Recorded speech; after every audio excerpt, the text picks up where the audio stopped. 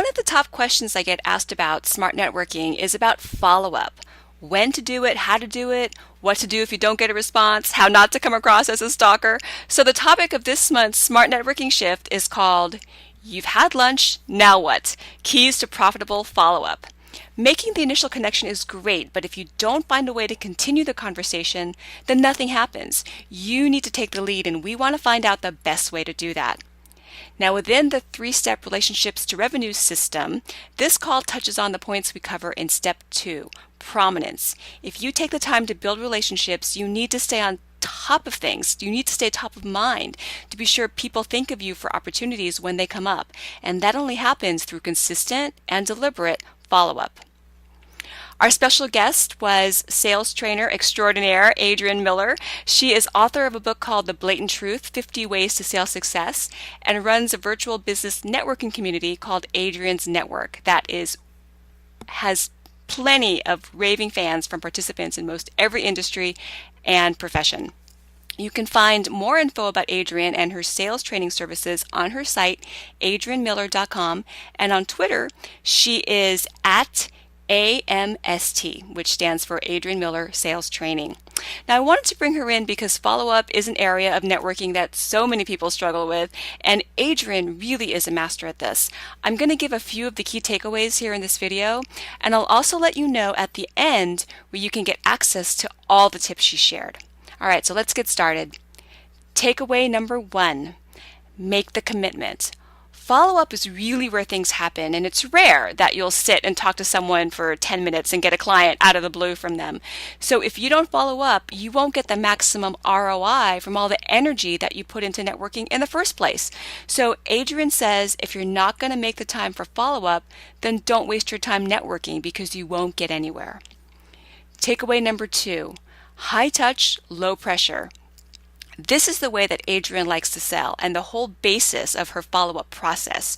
It's not about having one meeting, doing the hard sell to get someone to hire you, and then dropping them right away if you don't get an immediate result. That totally destroys trust and respect.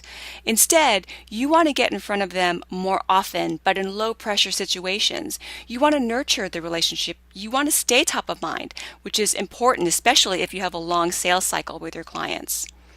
Takeaway number 3, stay on the grid. You especially want to stay top of mind, and as Adrian says, on the grid, with any clients who could be good referral sources for you, any colleagues, those kinds of folks who reach your same target market but with a different product or service so you're not directly competitive. Because as much as we like to think that people are thinking about us all the time, they're not. Out of sight means out of mind, and you run the risk of one of your competitors getting the referral or the sale because they happen to be there when you weren't. Takeaway number 4, add value. Don't follow up by checking in or touching base. That's not staying on the grid in a good way because it doesn't add any value to the other person. They don't want you to just check in with them like you're checking in to see if they did their homework. So Adrian talks about the 3 I's, which I thought was one of the best parts of the call.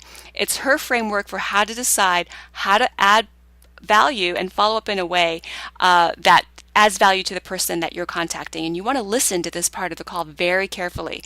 And again, I'm going to tell you where you can get access to this at the end of this video. And takeaway number 5, opt for variety. There are different ways you can follow up and keep moving the relationship and the conversation forward. And it's good to mix them up a bit. You know, we have the phone and email, but we also have social media, in-person events, and working through mutual contacts. Now, Adrian gives lots of creative ways to follow up with your contacts and also when to think about giving up. That's another common question I get, and I encourage you to listen closely to what she has to say.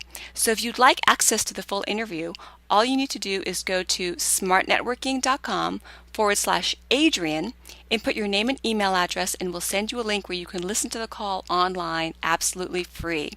And you'll especially want to hear the story of how Adrian followed up with a prospect 36 times. And on the 37th time, he hired her. It's one of my favorite stories that I always ask her to share because you'll see how she really walks her talk. So enjoy the interview and be sure to drop by my Facebook page at facebook.com/networkwithliz if you have any questions or want to share a comment. I'd love to hear from you.